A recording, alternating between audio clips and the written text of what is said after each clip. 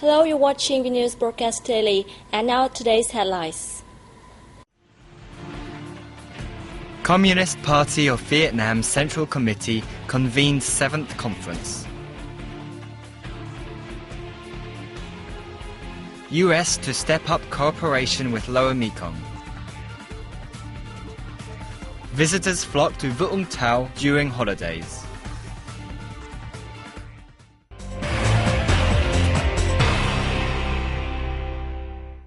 The Communist Party of Vietnam Central Committee convenes its 7th conference in Hanoi on May 2nd. General Secretary Nguyễn Phú Trọng presided over the event.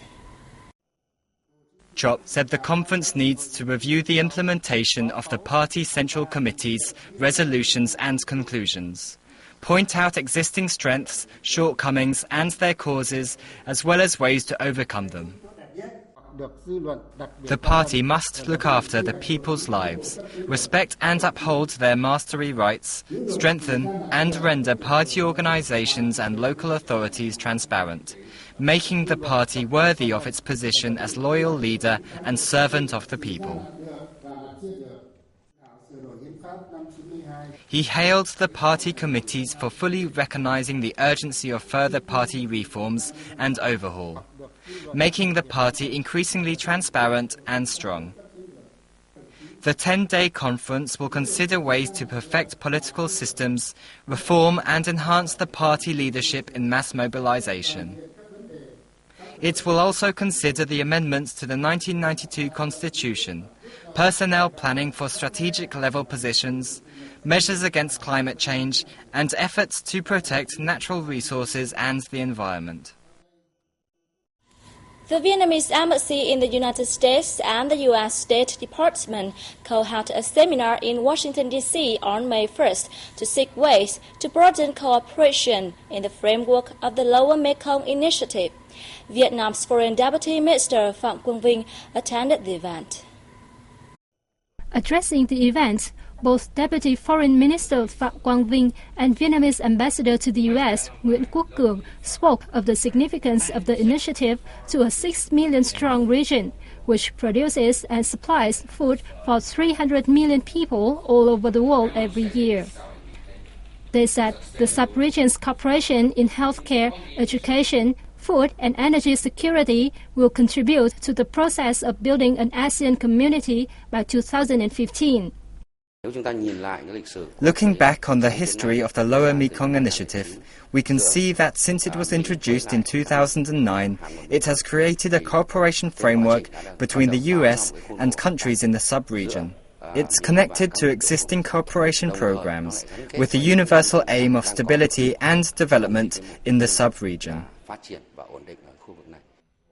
U.S. Acting Assistant Secretary of East Asian and Pacific Affairs Joseph Yun said the U.S. will prioritize cooperation with the Lower Mekong Basin region in the coming time, committing to push forward the Lower Mekong Initiative. He said the initiative plays an important role in his country's policy to restore balance in Asia.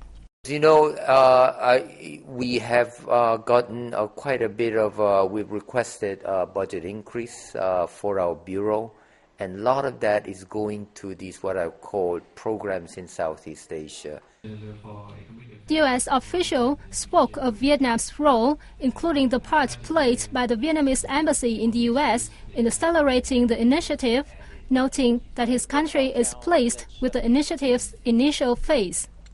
Instigated by the U.S. President Barack Obama and former State Secretary Hillary Clinton in 2009, the Lower Mekong Initiative initially included Vietnam, Laos, Cambodia and Thailand, with Myanmar entering in 2012. At a recent workshop in Washington, participants said there are yet many opportunities to boost higher education cooperation between Vietnam and the United States.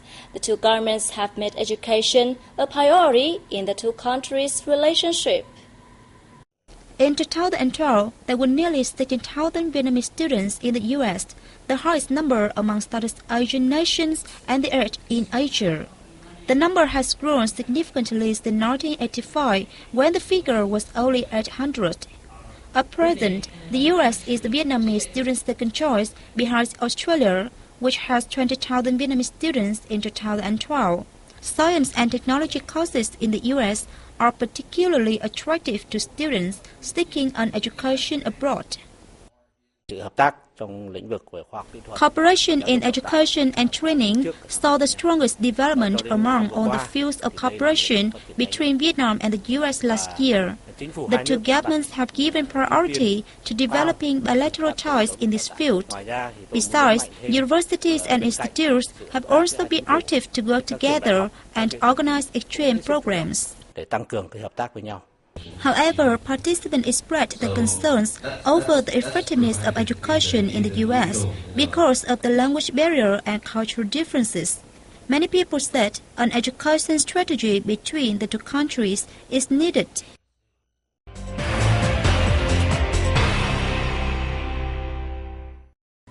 Scientists from the central province of Khánh Hòa have proposed preliminary measures to have economic development of Song Tu Tây Island, part of Trường Sa archipelago, after 2 days of survey. The survey shows that Song Tu Tây has favorable conditions to develop cultivation and animal husbandry. Therefore, large-scale models of breeding should be taken into account. To ensure fresh water for daily life and irrigation, the Ho Chi Minh City University of Technology will transfer technology to filter brackish water. An underground system to store rainwater will also be built in the coming time. Scientists will continue research to find aquaculture models suitable with the island to ensure sufficient and safe supply of food for the island commune's residents. Exports of seafood from the Mekong Delta province of Bạc Liêu increased in both volume and value in April. More than 2,800 tons of frozen shrimp worth over $27 million were shipped abroad in the month. The province recorded 8,300 tons of frozen shrimp exports in the first 4 months, generating more than $84 million, a year-on-year increase of 50%.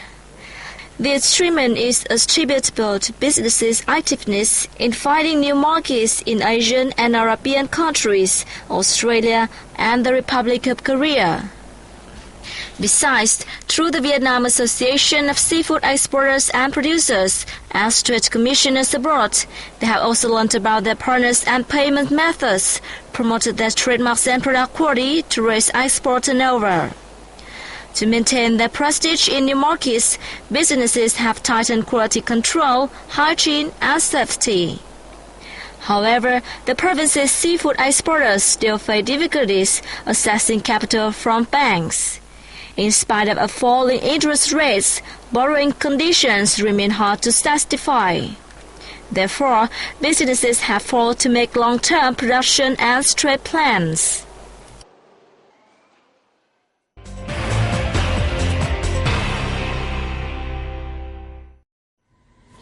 During the recent holidays of Reunification Day and May Day, Vũng Tàu City in the southern coastal province of Bà Rịa Vũng Tàu welcomed about 190,000 visitors, up 27% over the same period last year.